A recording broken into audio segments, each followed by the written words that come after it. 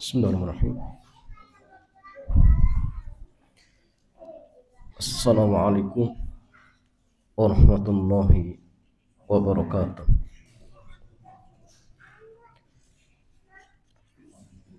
Alhamdulillahi wassalatu wassalamu ala rasulillah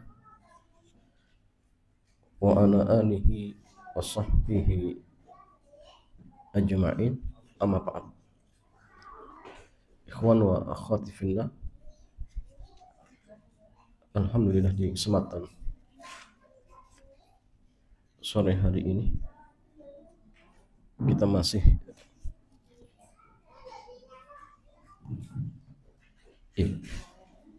masih pada kitab pengantar permodalan dalam Islam karya Al-Ustadz Aminur Bait hafizahullah ta'ala. Dan sore hari ini ikhwan wa akhwati fillah, kita masih pada pembahasan seputar studi kasus permodalan dalam Islam. Sudah kita jelaskan dua kasus ya. Yang pertama tentang bagi hasil beda tahap ya. Dan yang kedua tentang hukum franchise ya. Dan sekarang jamaah sekalian kita masuk kasus yang ketiga, investasi BOT ya. Bid apa? Operate apa? Transfer ya. Ya. Kenapa tuh?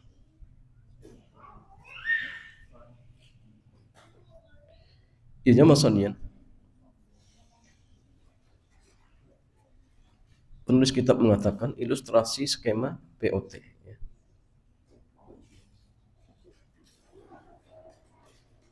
Bid operate transfer ya. Ya, si A memiliki lahan. Ya.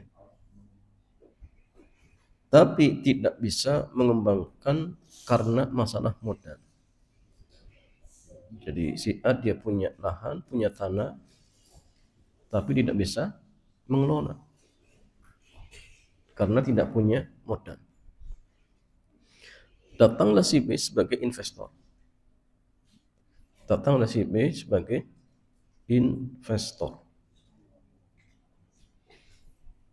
Dia akan membangun hotel di lahan si A dengan perjanjian untuk hasil 20 tahun pertama,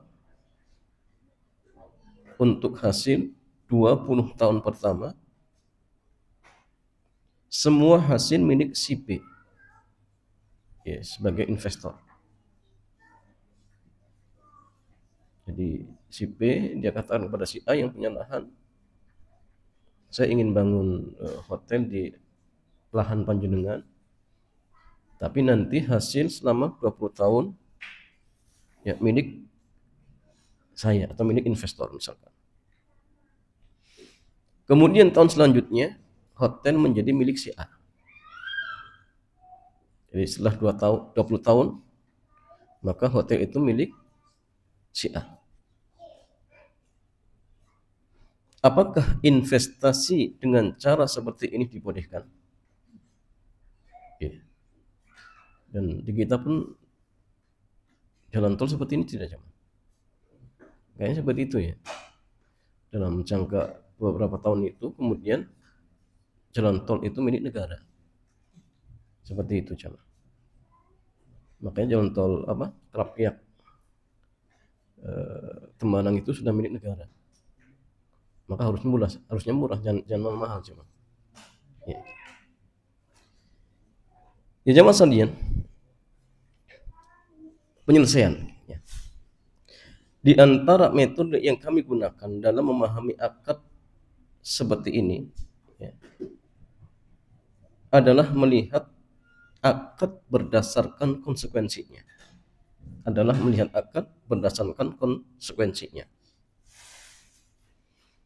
Karena menentukan akad itu melihat hakikatnya, ya. Bukan semata melihat namanya.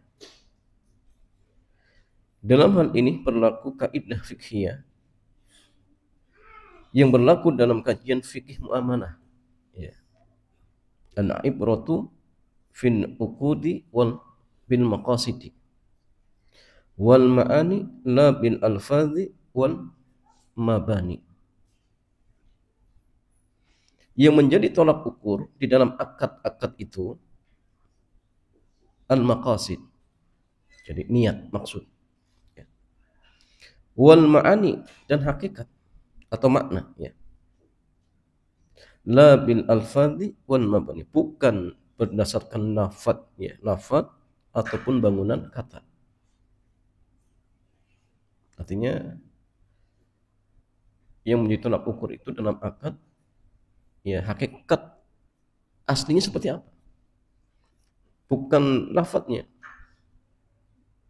Contoh seperti yang dipraktekkan oleh bank muamalah, ya, atau bank syariah. Mereka menamakan wadiah,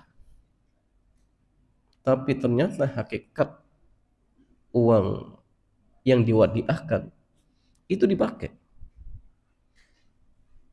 Berarti secara otomatis akad wadiah yang dilafadzkan tersebut tidak teranggap. Yang teranggap adalah hakikat ataupun kenyataan. Kalau kenyataannya uang yang disimpan kemudian dipakai, maka secara otomatis berubah akadnya. Yang dilafadz wadiah, tetapi karena hakikat uang dipakai, maka berubah menjadi hutang piutang. Dan itu secara otomatis, ya. Walaupun tetapnya bersikuku, oh enggak, kami wadiah. Tapi ingat, yang menjadi patokan kita bukan apa?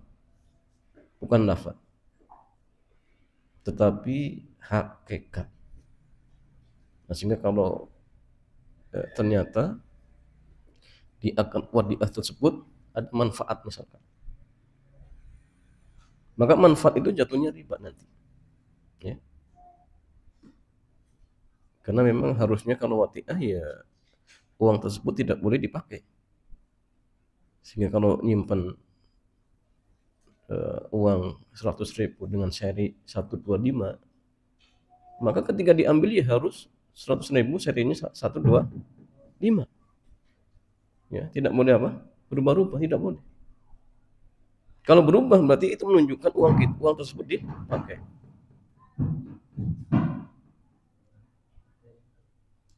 Ini kan ganti aja ini.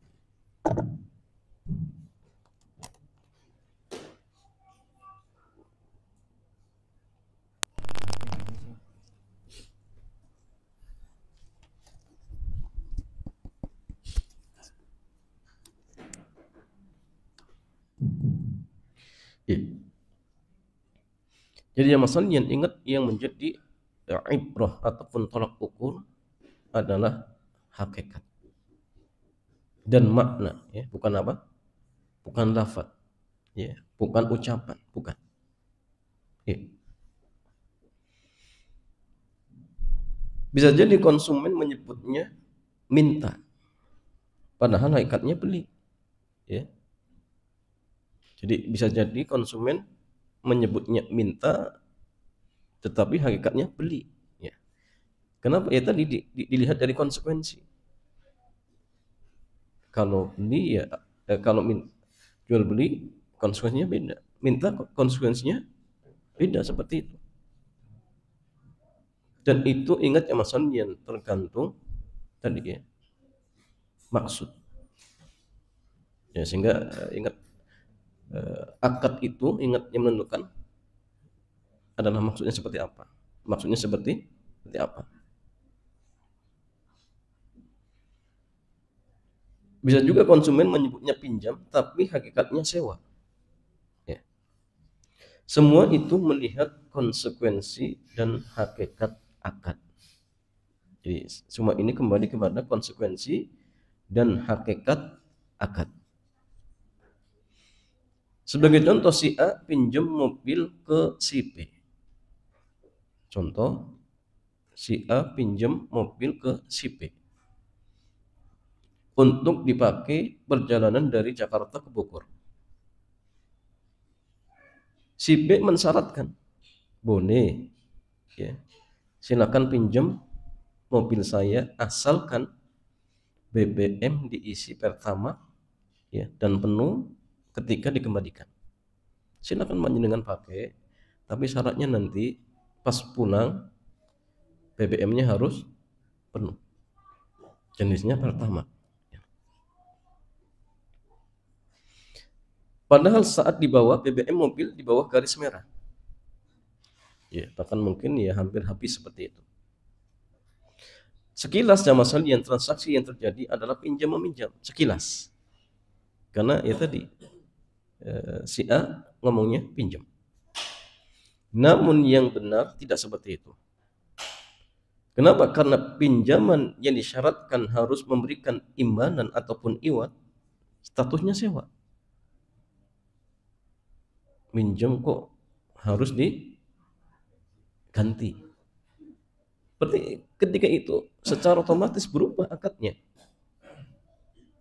Yang lafadznya pinjam, tapi kalau kemudian ada iwat, ada ganti, maka ketika itu berubah menjadi sewa menyewa. Dan itu secara otomatis, ya, secara otomatis. Sehingga yang benar si A sewa mobil kepada si B dengan harga BBM pertamax penuh 1 tangki mobil. Oh, ini justru lebih mahal, ya. Kalau nyewa mungkin hanya 400. Kalau full pertamax bisa 600 700, ya. Nah, ini hakikatnya. Walaupun di lisan ngomongnya apa? Pinjam. Jadi ingat, yang menjadi ibrah, tolak ukur adalah hakikat, bukan lafaz. Bukan lafaz. Apalagi di kita itu jamaah sekalian banyak transaksi yang hampir mirip. Dan itu kembali kepada niat dan maksud. Contoh gini, memberikan harta kepada orang lain. Bentuknya memberikan harta kepada orang lain.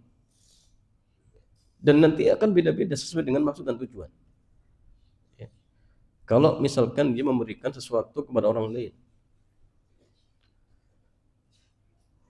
agar sesuatu tersebut dipakai, kemudian kewajiban dia mengembalikan senilai nominal yang dipinjam.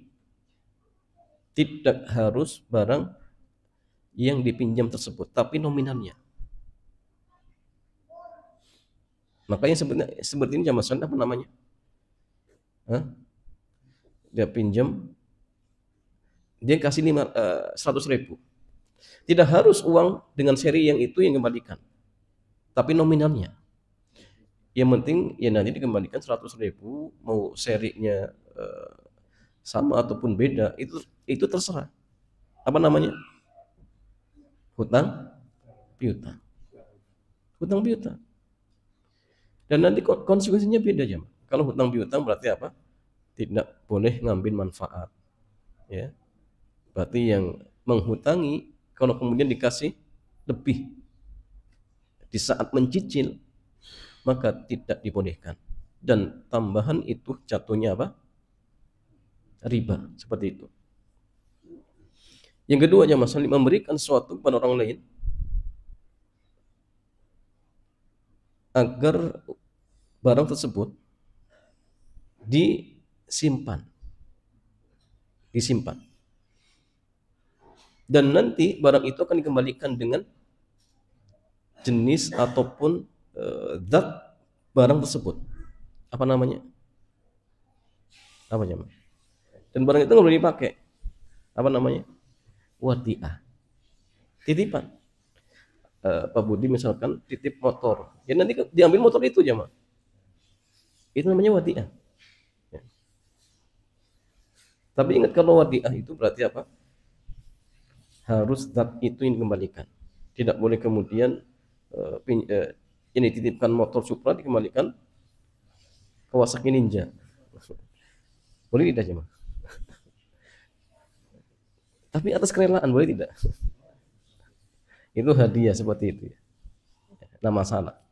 Tapi hakikatnya seperti itu, harusnya apa? Kembalikan apa berupa motor itu. Karena memang wadiah. Ada lagi dia memberikan sesuatu kepada orang lain ya, sebagai jaminan atas utang piutang. Apa namanya jemaah? Namanya rohan gadian. Dan itu boleh dipakai. Kecuali kalau berupa makhluk hidup seperti misalkan kuda, kambing, sapi misalkan, boleh diambil manfaatnya sebatas nafkah yang dikeluarkan. Boleh. Dia ngasih rumput, misalkan ngasih minum, boleh dia ambil susunya sebatas senilai nafkah yang dikeluarkan. Ya kalau rumput setiap hari dihitung 100.000 ya sudah, dia ambil susunya senilai 100.000, itu boleh, nggak masalah. Lebih dari itu tidak boleh, itu jatuhnya riba ya. Kemudian masalahnya memberikan sesuatu untuk dipakai manfaatnya, tapi barangnya dikembalikan, apa namanya? Hah? Sewa, meminjamkan. Kalau yang pertama tadi yang harus dikembalikan nominalnya namanya menghutangi. Kalau ini meminjamkan, misal contoh gini, Pak Budi punya buku, dipinjamkan kepada si Ahmad, dan buku itu silakan dibaca, boleh. Tapi ingat, buku itu harus dikembalikan. Ini namanya apa? Meminjamkan. Kalau dalam bahasa Arabnya disebut ya, ariyah. Namanya ariyah. Jadi semua itu masalah niat, kembali kepada niat. Ya.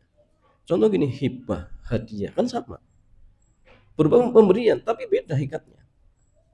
Kalau hadiah mutlak haram, ditarik kembali, nggak boleh. Tapi kalau hibah, walaupun ada silang pendapat, ya, maka ada yang mengatakan kalau hibah kepada anak itu boleh ditarik, boleh. Ya. Tapi kalau hibah ke orang lain, ini silang pendapat. Kalau sebagian madhab seperti madhab Hanafi itu boleh kalau memang ada alasan syar'i. Ini hibah ya. Tapi kalau hadiah mutlak tidak dibolehkan, bahkan ibarat seperti menjilat apa coba? Ludah. Itu nggak boleh. Itu hadiah. Tapi kalau hibah masih diperbolehkan.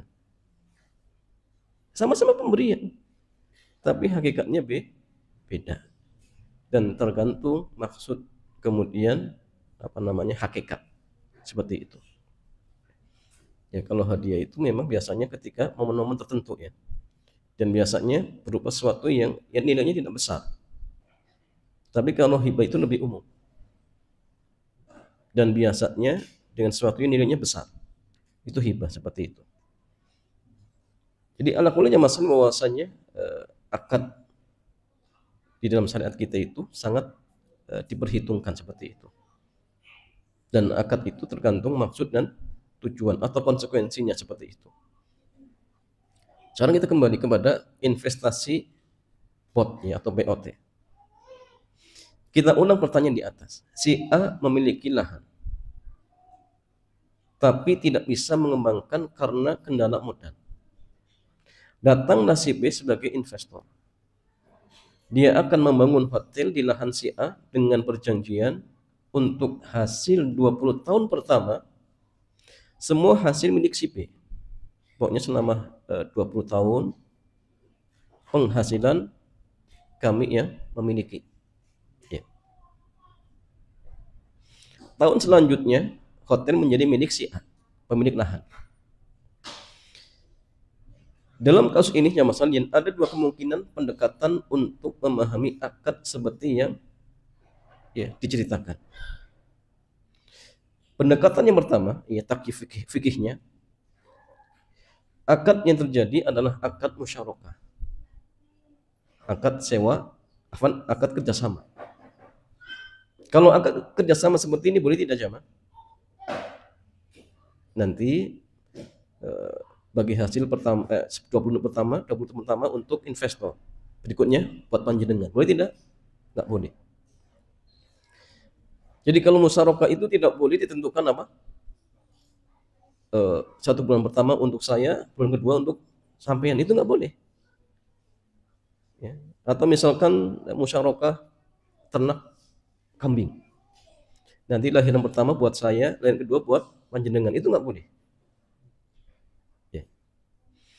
Si A dan si B melakukan syirkah dengan modal yang berbeda.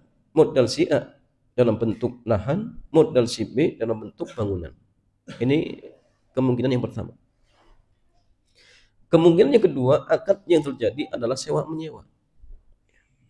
Si B sebagai pemilik bangunan menyewa lahan milik si A untuk didirikan hotel selama 20 tahun dengan pembayaran dalam bentuk bangunan hotel di usia 20 tahun. Ya. Jadi si A, ya, si B ya, dia nyewa lahan untuk dibuat bangunan. Ya. Tapi bayaran sewa itu apa? Dengan bangunan yang berusia 20 tahun. Pak, saya sewa tanah panjenengan. Nanti saya bayar pakai apa? Bangunan. Ya. Tapi setelah usia 20 tahun. Jadi 20 tahun pertama pemilik apa yang memanfaatkan investor. Tapi ketika sudah usianya 20 tahun bangunan itu untuk bayar sewa lahan tadi. Nah, ini kemudian yang kedua. Kemudian yang kedua. Sekarang yang masalahnya bagaimana penjelasannya kita lihat. Jika kita pahami sebagai akad musyarakah, di sana ada kesepakatan yang cacat. Jadi kalau kita ikut pendekatan yang pertama, maka di sini ada cacat. Kenapa? Karena akad musyarakah salah satu pihak tidak boleh menguasai hasil di rentang tertentu tanpa melibatkan pihak kedua. Itu nggak boleh. Jadi kalau akadnya musyarakah, maka bagi untung, bagi hasil, bagi rugi itu harus selalu berserikat. Jadi tidak boleh kemudian tahun pertama untung buat si A, tahun kedua untung buat si B, itu nggak boleh. Dan musyarakah itu harus tahun pertama ya sudah untung bagi dua sesuai dengan kesepakatan. Tahun kedua juga sama seperti itu. Itu musyarakah, kerjasama.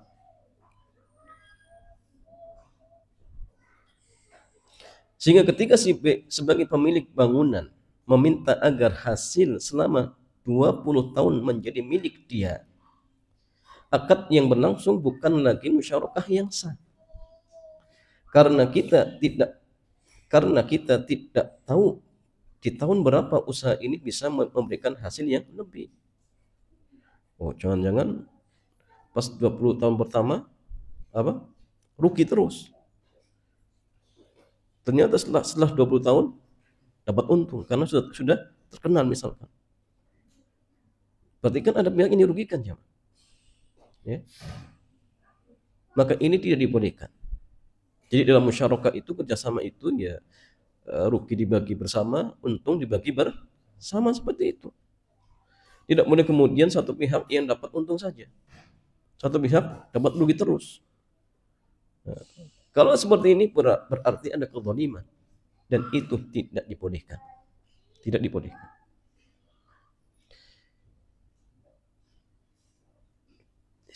Jadi kata polis gini, kami menyarankan agar Anda mempelajari studi kasus bagi hasil beda tahap yang kemarin ya sudah kita bahas di awal seperti itu. Karena itu yang lebih mendekati dalam transaksi BOT, bid operate transfer ya. Akad yang terjadi adalah akad sewa menyewa. Ini lebih memungkinkan, jamaah. Di mana pengembang atau kontraktor menyewa lahan dari pemilik untuk dijadikan properti selama waktu tertentu dengan pembayaran properti yang dibangun di usia ketika transfer. Ya, ya tadi nyewa lahan selama 20 tahun dibayar dengan bangunan yang usianya sudah 20 tahun. Jelas tidak jemaah? Jelas. Karena nanti ketika akad tersebut sewa menyewa berarti harga harus jelas. Kemudian apa lagi? Kemudian pembayaran juga waktu harus jelas. Ini nyewa 2 bulan, 3 bulan, 1 tahun, ya, itu harus jelas. Harganya berapa? Harus jelas. Sehingga gini, tidak boleh ketika misalkan ada seseorang dia punya kos-kosan, kemudian dia katakan silakan panjenengan nyewa sebulan di sini bayar terserah, itu nggak boleh jemaah. Sewa menyewa itu harus jelas. Seperti contoh tukang bekam. Tukang bekam itu jemaah dia jual jasa atau sedekah jemaah. Kalau dia jual jasa harus tentukan bekam itu 1 kali bekam misalkan bayarnya 10.000, sudah jelas. Kalau kemudian bayarnya terserah, itu nggak boleh. Kalau yang dimaksudkan jual beli jasa, kecuali kalau sedekah, dia bekam tapi niatnya bantu saja, ya silakan. Jadi kalau bantu jangan maksudnya berarti ya jangan menuntut, ada apa? Ada timbal balik. Kalau dikasih dalam artian hadiah ya silakan boleh terima, tapi kalau tidak ya jangan marah-marah. Kan niatnya apa? Sedekah seperti itu. Tapi kalau niatnya jual beli jasa, maka jasanya harus jelas, kemudian apa? Harga harus jelas, seperti itu. Dalam kasus di atas, si B menyewa lahan dari si A selama 20 tahun dengan pembayaran berupa hotel di usia 20 tahun. Ini lebih sejalan dengan aturan yang berlaku dalam akad sewa dibandingkan akad musyarakah. Hanya saja ada bagian aturan akad yang perlu disempurnakan, terutama di posisi hotel sebagai alat pembayaran. Karena kan bayarnya pakai bangunan. Ya. Dalam akad ijarah atau sewa menyewa, nilai sewa harus jelas. Jika nilai sewa tidak jelas, berarti akad yang dilakukan statusnya gharar, nggak boleh. Jadi harus jelas. Asyar kasih mengatakan wa jahalatul ujrah tufsidul ijarah. Ya. Tidak diketahuinya nilai ujrah menyebabkan akad sewa menjadi batal. Jadi harus jelas sewanya berapa.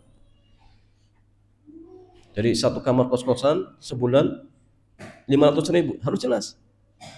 Tidak boleh kemudian ya terserah lah, bayar seikhlasnya. Oh ini jual beli jasa atau apa nih? Tukang cukur juga sama, bayar seikhlasnya. Tukang pijat juga sama, bayar seikhlasnya. Itu nggak boleh. Kalau sedekah ya sudah, jangan kemudian bayar. Sedekah ya sedekah. Tapi kalau kemudian bayar, berarti memang dia jual jasa. Kalau kemudian jual jasa ya tentukan berapa bayarannya, berapa harganya, seperti itu. Itu penting. Ya.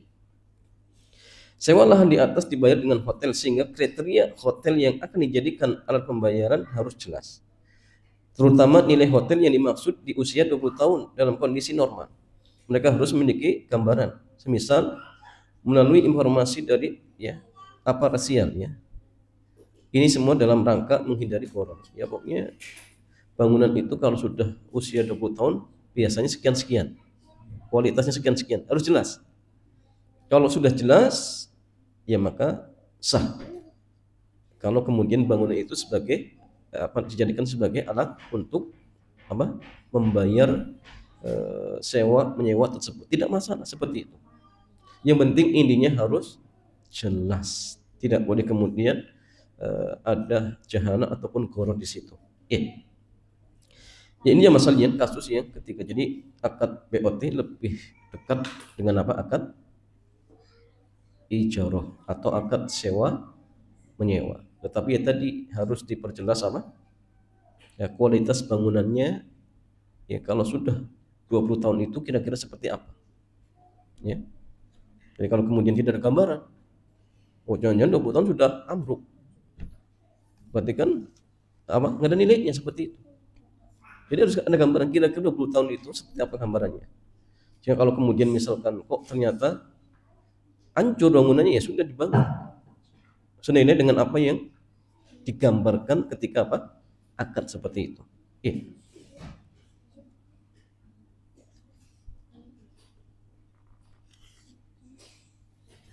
Ya, kemudian masalah yang ikhwan wa fillah, kasus yang keempat.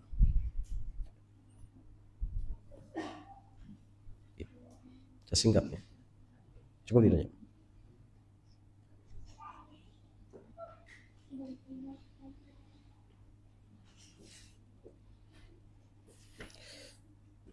Ya, kasus yang keempat, akuisisi unit produktif.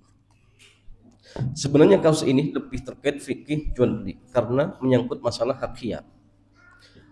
Ada kasus si A menjual pom bensin. Si A menjual pom bensin.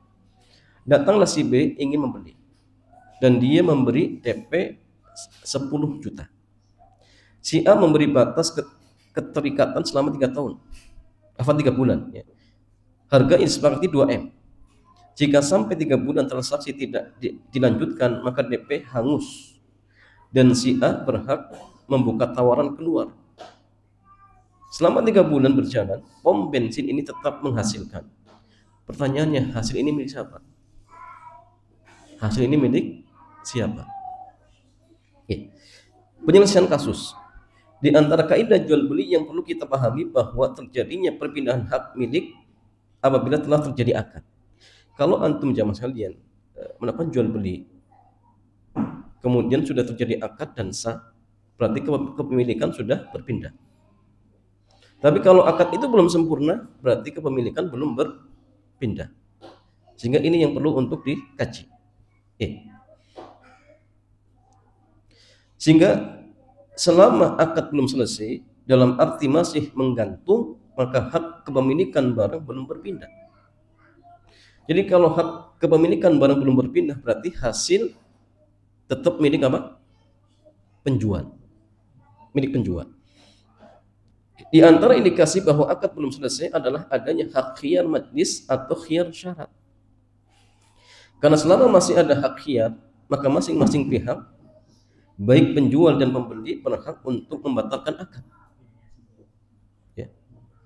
Dalilnya adalah hadis dari Abdullah bin Amr radhiyallahu ta'ala anha, dia mengatakan, Nabi bersabda, al-mutabayyi'ani bil khiyari ma lam yaftariqa illa an takuna safqata khiyarin wa la yahillu lahu an yufariqa sahibahu khasyata an yastakilahu. Penjual dan pembeli memiliki hak khiyar selama keduanya belum berpisah, kecuali bila disepakati untuk memperpanjang hak khiyar, dan tidak halal baginya untuk meninggalkan sahabatnya karena takut dia akan mengembalikan barang. Jadi kalau masih di dalam majlis akad, itu ada khiyar ya, khiyar untuk melanjutkan atau membatalkan akad. Sehingga tidak boleh kemudian sengaja lari. Biar apa? Biar temannya tidak punya kesempatan untuk membatalkan, itu nggak boleh. Ya. Cepat-cepat keluar pintu, biar nggak bisa dibatalkan, itu nggak boleh. Tapi berjalan normal saja seperti itu. Ya. Jadi kalau masih ada hak khiyar, berarti menunjukkan akad belum sempurna. Ya, belum sempurna seperti itu. Dalam Syarah Sunan At-Tirmidzi dinukil keterangan dari Mula Al-Qari, ya, menjelaskan makna safqatan khiyar. Qala al-Qari fil mirqah wal makna anna mutabayyi'ain yanqati'u khiyaruhuma bitafarruqi illa an yakuna al-bai'u bai'an syurita fihi al-khiyar. Ali Al-Qari dalam kitab Mirqatul Mafatih, maknanya bahwa hak khiyar penjual dan pembeli telah selesai ketika mereka berpisah, kecuali jika jual belinya ada kesepakatan khiyar syarat.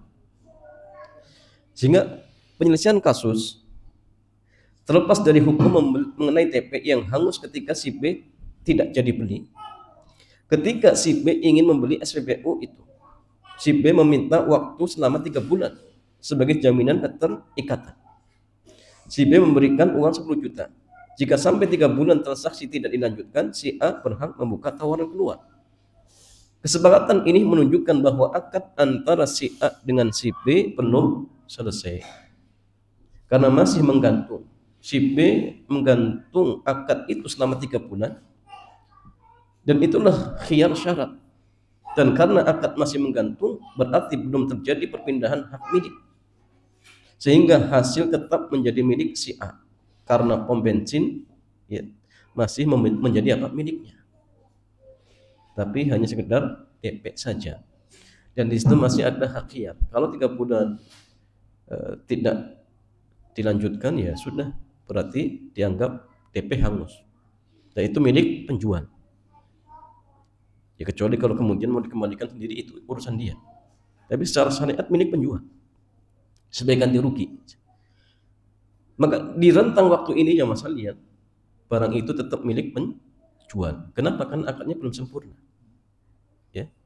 Beda kalau sudah terjadi akad sempurna. Ya. Walaupun misal rumah ataupun mobil tersebut atau lahan tersebut masih dikredit, itu sudah sah. Ya. Beli misalkan tanah, dikredit selama 5 tahun, baru bayar setengahnya, dan sudah terjadi akad misalkan sempurna, maka walaupun tanah itu belum dibayar lunas, tapi karena akad sudah sempurna, maka tatkala itu kepemilikan sudah berpindah, sehingga mau dia jual ke orang lain ya boleh, tidak masalah. Ya, mau dijual lebih, mau dijual mungkin lebih murah, itu urusan dia, karena sudah hak milik. Cuma kewajiban dia ya wajib melunasi kepada pemilik tanah pertama, seperti itu. Nah, kalau ini jelas, kenapa? Karena akadnya sudah sempurna. Adapun kalau hanya sekedar DP, ya, kemudian belum terjadi akad sempurna misalkan, maka barang tetap milik penjual, belum berpindah kepada calon pembeli, sehingga apapun nanti yang muncul tetap milik penjual. Contoh, sapinya lahirin, ya, kambingnya melahirkan, dan itu di rentang waktu ketika DP tadi, maka anaknya tetap milik penjual, bukan milik pembeli, seperti itu. Kenapa? Karena akadnya belum sempurna. Ya. Kemudian maksudnya terakhir, kasus kelima, fintech peer-to-peer lending. Ya. Di antara peluang bisnis yang mulai dikembangkan adalah fintech, ya, peer-to-peer, ya, di mana ada satu pihak penyedia layanan secara online untuk mempertemukan antara investor dengan pengelola proyek. Sifatnya penggalangan dana masyarakat yang menjadi member, ya, crowd, ya, investment, ya, untuk mensukseskan sebuah proyek yang dikelola seseorang atau UKM dengan pengawasan perusahaan fintech. Bagaimana model yang paling tepat untuk transaksi di atas? Penyelesaian kasus melibatkan layanan online dalam pengumpulan dana masyarakat, baik bentuknya investasi atau pinjaman, termasuk bentuk baru dalam bisnis. Informasi yang saya dapatkan, kata penulis kitab, bisnis ini mulai dirintis sejak 2015. Pelaku pionernya Invest3, ya, pengembang teknologi finansial yang bergerak di bidang peer-to-peer lending dan berkantor pusat di Jakarta. Ya, lihat skemanya. Masyarakat penyedia dana, kemudian perusahaan fintech, kemudian UKM atau perorangan pengelola dana. Memperhatikan skema di atas, posisi perusahaan fintech hanya menampung dana dari para penyedia dana dan dia salurkan ke pengelola dana. Jadi perusahaan fintech sama sekali tidak memiliki unit usaha, nggak ada, hanya sebagai perantara saja. Pendekatan fikihnya untuk kasus ini seperti mudharabah bertingkat, sehingga perusahaan fintech berhak mendapatkan fee atau ujroh saja, bukan bagi untung, bukan bagi hasil, tapi upah saja, sesuai yang disepakati, dan tidak berhak mendapatkan bagi hasil. Mengapa dia berhak mendapatkan fee? Karena dia punya kerja mempertemukan antara investor dengan pengelola. Selama jasa ini bermanfaat dan tidak ada unsur pelanggaran syariat, hukumnya dibolehkan. Terdapat kaidah yang mengatakan as-sa'i lahu sa'yu. Orang yang bekerja berhak mendapatkan upah. Upah pekerjaan menjadi halal selama memenuhi 2 syarat. Ini penting. Jadi jasa itu menjadi halal syaratnya dua. Pertama, unit kerjanya halal. Yang kedua, hubungan dengan klien halal. Artinya bukan termasuk tolong-menolong dalam dosa dan maksiat. Jasanya halal, tetapi membantu tidak prakteknya haram. Ya, sebagai sarana untuk hal yang haram atau tidak. Contoh, jasa tukang bangunan halal. Tapi kalau kemudian dia bangun apa? Tempat lokalisasi, hal tidak jamaah. Ya nggak halal. Kenapa? Jadi, tolong-menolong dalam perbuatan dosa. Tapi kalau bangun rumah dan sebagainya ya halal seperti itu. Mengenai nilai fee, kembali kepada kesepakatan. Berapa? Ya terserah kesepakatan. Karena tidak ada panduan yang baku dalam masalah ini. Intinya sesuai volume kerja dan diberikan sekali. Ingat sekali saja. Karena dia punya jasa mempertemukan antara pemilik dana dengan pengelola. Berarti dia dapat bayaran jasa. Sekali saja sudah. Adapun kemudian antara pengelola kemudian dengan pemilik dana 1 bulan, 2 bulan, 3 bulan, kemudian mereka bagi hasil, maka fintech nggak perlu. Ya, tidak perlu kemudian ikut bagi hasil. Kalau kemudian dia ikut bagi hasil dari mana? Usaha tidak ada, modal bukan punya dia. Karena kan gini zaman, orang berhak mendapatkan bagi untung kalau dia punya 3 peran. Kalau misalkan dia tidak punya modal, ya kerja. Kalau nggak kerja, ya modal. Kalau nggak, menjamin. Ini kan nggak ada cuma. Oh, kemudian tiba-tiba minta bagi untung atau bagi hasil. Bukan ya, orang yang terlibat dalam musyarakah tadi. Maka ini nggak boleh. Ya. Bisa dengan nilai tertentu atau berdasarkan besar modal. Mengapa perusahaan fintech tidak berhak bagi hasil? Karena dia bukan pengelola. Dan dia tidak ikut menanggung resiko terhadap usaha yang dikelola UKM. Berdasarkan kaidah mudharabah yang ke-8, Ibnu Qudamah mengatakan, fa idza dafa'ahu ila akhar wa lam yastarid li nafsihi syai'an min ar-ribhi kana sahihan wa in syarata li nafsihi syai'an min ar-ribhi lam yasihha li'annahu laysa min jihatihi malun wala 'amalun wala ribhu wa ribhu inma yustahaqqu bi wahidin minhuma. Ketika amil pertama menyerahkan modal itu ke orang lain dan dia tidak mensyaratkan harus menerima bagi hasil, maka mudharabahnya sah. Namun jika amil pertama mensyaratkan harus mendapatkan bagi hasil, mudharabahnya tidak sah karena dia bukan pemilik modal, juga bukan bekerja. Sementara keuntungan hanya bisa didapatkan dengan salah satu dari 2 sebab itu. Kasus yang sama seperti bank muamalah BSI. Ketika ada orang ingin mudharabah, kan dalam hal ini bank cuma perantara saja. Pemodal siapa jemaah? Nasabah. Ya, pemodal nasabah. Kalau seandainya itu benar-benar mudharabah, maka dalam hal ini BSI itu hanya sebagai apa? Penyambung saja. Ya, kalau kemudian akadnya tidak ada yang cacat, maka dalam hal ini BSI atau bank muamalah, dia berhak mendapatkan fee sekali saja sudah. Karena dia mempertemukan antara nasabah dengan apa? Pemilik modal. Dalam hal ini ya namanya yang nabung. Jadi jangan kemudian mudharabah bulan pertama kedua tetap minta bagi untung. Ya dari mana dia minta bagi untung? Sedangkan uang itu bukan milik dia. Ya kecuali kalau memang coba sekalian uang yang ditabungkan itu memang dalam artian bukan milik nasabah lagi, tapi sudah diutangkan kepada bank. Karena kalau sudah diutangkan berarti apa? Uang itu boleh dipakai oleh bank. Tapi kalau kemudian akannya diutangkan, maka nasabah tidak boleh kemudian bagi hasil. Yang boleh bagi hasil ya bank saja. Ya, tapi di sini kan kadang apa? Nasabah dia dapat bagi hasil. Karena apa? Karena mudharabah. Ini akannya janggal lagi ya. Banyak masalah. Ya. Mau dianggap mudharabah bagi hasilnya, kemudian nasabah juga dapat bagi hasil, kemudian bank juga bagi hasil, juga keliru. Ya. Kalau kemudian benar-benar yang bagi hasil adalah bank, pun ternyata nasabah juga dapat cipratan juga. Jadi serba salah, serba salah. Nah, sehingga dalam hal ini sekali lagi jamaah sekalian, kalau ada perusahaan seperti ini dia hanya penyambung saja, maka ingat hak dia hanya jasa. Dia berhak mendapatkan upah dan itu hanya sekali. Adapun kemudian misalkan bagi hasil setiap bulan ke depannya itu hanya antara pengelola dana dengan pemilik dana. Adapun fintech ataupun perantara tadi tidak berhak untuk mendapatkan bagi untung ya berikutnya seperti itu. Dia hanya dapat fee sekali saja seperti itu. Wallahu ta'ala a'lam bissawab. Demikian jemaah. Mudah-mudahan bermanfaat. Sebelum ditutup, barangkali ada pertanyaan, dipersilakan.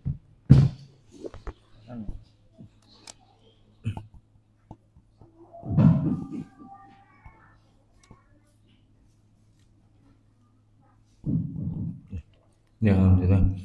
Kita sampai pada sesi tanya jawab. Barangkali dari Iman dulu ada yang mau bertanya.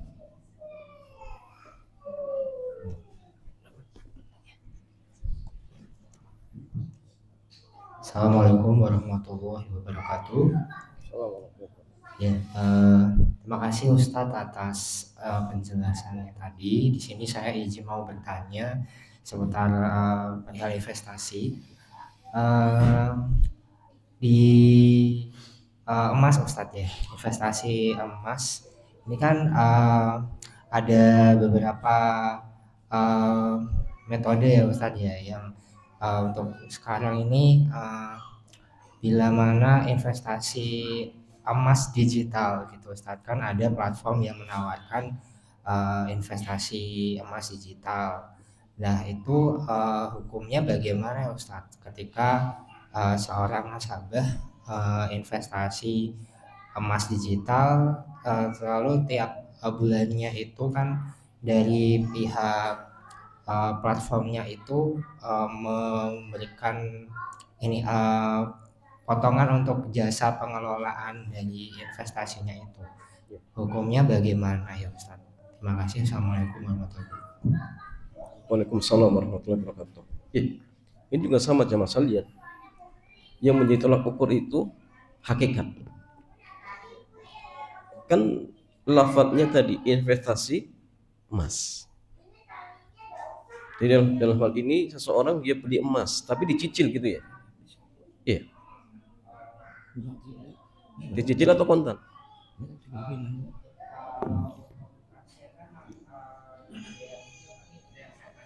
Biasanya beli emasnya tiap bulannya gitu loh. Beli emas tiap apa? Misal ada orang dia tuh beli emas 1 gram. Kemudian top up aplikasinya nanti untuk gram emasnya langsung tambah 1 gram. Iya. Ya jadi gambarannya gini, ada seorang dia beli emas 1 gram, kemudian emas itu langsung disimpan gitu kan? Ya. Pertanyaannya gini, ketika nasabah tersebut beli emas 1 gram, fisik emas itu ada tidak? Nah itu masalah. Ya, karena digital. Padahal gini ya masalah, yang jual beli emas itu syaratnya cuma satu. Apa? Ya dan biyadin, kontan. Artinya gini, uang diserahkan secara fisik, kemudian emas diterima secara fisik. Itu syaratnya. Kalau ini saja tidak terpenuhi berarti sudah cacat. Kenapa? Karena terjatuh dalam riba nasi'ah. Bagaimana gambarannya gini. Di sini ada tukar menukar barang ribawi, beda jenis tapi ilahnya sama. Beda jenis tapi ilahnya sama, ilah ribanya sama. Apa jemaah? Alat tukar menukar. Maka dalam ketentuan syariat kita itu, kalau tukar menukar barang ribawi, kemudian jenisnya beda, tetapi ilahnya sama, maka kata Nabi apa? Ya, silakan dijual berapapun harganya, tapi ingat, ya, idza kana iyadan biyadin, tapi dengan catatan kontan. Itu harus. Dan kontan di sini maksudnya fisik itu harus diserahkan. Uang diserahkan, kemudian emas juga diserahkan.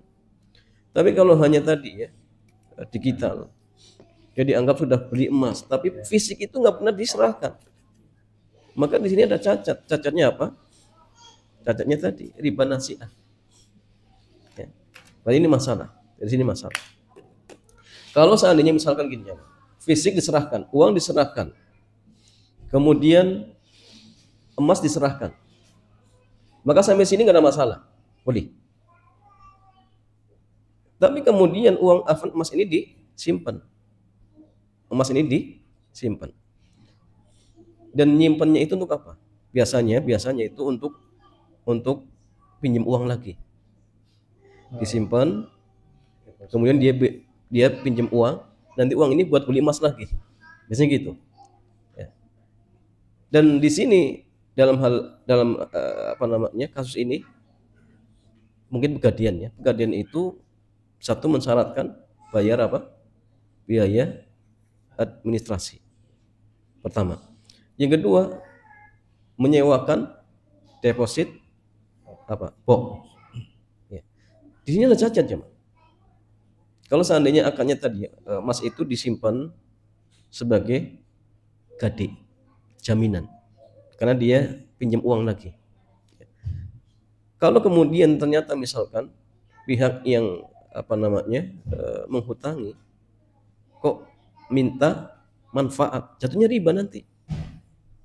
Apa ribanya?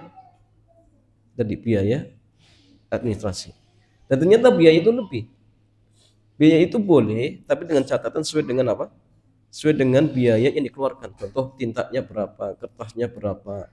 Berarti ya kalau dipikirkan 10.000, bayar 10.000, itu enggak masalah. Tapi kalau kemudian kalau pinjamnya 3 juta, berarti nanti administrasinya 300.000. Kalau lebih dari itu 400.000. Kalau lebih dari itu naik lagi. Berarti ini jual beli atau cari untung. Karena dia meminjamkan kepada seseorang. Begitu pula sama deposit boxnya itu. Ya. Ketika dia misalkan nyimpan emas lagi, harus nyewa lagi. Kemudian bulan berikutnya dia beli emas lagi, disimpan lagi, harus nyewa lagi. Padahal gini, deposit box yang pertama untuk nyimpan emas yang kedua itu bisa, tapi disyaratkan harus beli atau harus nyewa lagi yang baru. Berarti memang di sini ya perusahaan pegadian memang cari untung dengan sebab dia menghutangi nasabah tadi. Bagaimana untungnya? Untungnya tadi jual atau sewakan deposit box. Sehingga dari sini pun ada cacat. Dan ini yang terjadi di sebagian teman-teman yang beli emas kemudian disimpan, tapi dia pinjam uang lagi. Nanti uang itu buat beli emas baru. Ya.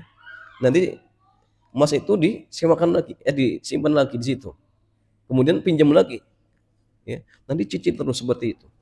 Tapi masalahnya tadi pihak pegadian dia cari untung ya, dengan biaya nyimpen kemudian jual nyewakan deposit box yang harusnya itu memang tidak dibutuhkan. Nah, sehingga di sini memang ada jelas ya kalau yang pertama tidak kontan jatuhnya riba nasi'ah. Yang kedua kalau kemudian dia cari untung maka jatuhnya riba fadl seperti itu. Ya. Sehingga wallahu alam masih ada cacat sehingga perlu diperbaiki seperti itu. Wallahu taala alam. Pertanyaan berikutnya dari Ahmad, satu pertanyaan. Assalamualaikum Ustaz, maaf bertanya di luar tema. Ustaz, apakah diperbolehkan jika seorang perempuan menjadi pemimpin di suatu lembaga? Jika boleh, bagaimana kepemimpinan yang harus dicontohkan? Jamaah sekalian, pemimpin itu ada dua. Pemimpin dalam skala umum, pemimpin dalam skala khusus. Ada firman Allah Azza wa Jalla, "Ar-rijalu qawwamuna 'alan nisa." Kaum laki-laki itu pemimpin bagi kaum wanita. Ini maksudnya kepemimpinan yang sifatnya umum. Dari presiden sampai RT itu wajib laki-laki, tidak boleh perempuan. Tapi kalau kepemimpinan yang khusus boleh, tidak masalah. Contoh pemimpin perusahaan, orang dia yang buat perusahaan kemudian masuk pemimpinnya orang lain, ya. Pemimpin apa aja, sekolahan, nggak masalah, ya. Kepala sekolah SMP perempuan, kepala TK perempuan, nggak masalah. Kenapa? Karena sifatnya khusus, ya. Tapi kalau skalanya umum, maka tidak boleh kecuali harus laki-laki, ya. Jadi pertanyaan apa tadi? Hah? Lembaga aja. Lembaga boleh, nggak masalah. Contoh seperti lembaga kan bisa TK, bisa apa lagi zaman? Yayasan, itu nggak masalah seperti itu. Kenapa? Karena skalanya khusus seperti itu. Wallahu ta'ala alam bissawab. Ya, demikian jamaah sekalian, mudah-mudahan bermanfaat. Kita cukupkan. Subhanakallahumma bihamdik, asyhadu an la ilaha illa anta, astaghfiruka wa atubu ilaik. Assalamualaikum warahmatullahi wabarakatuh.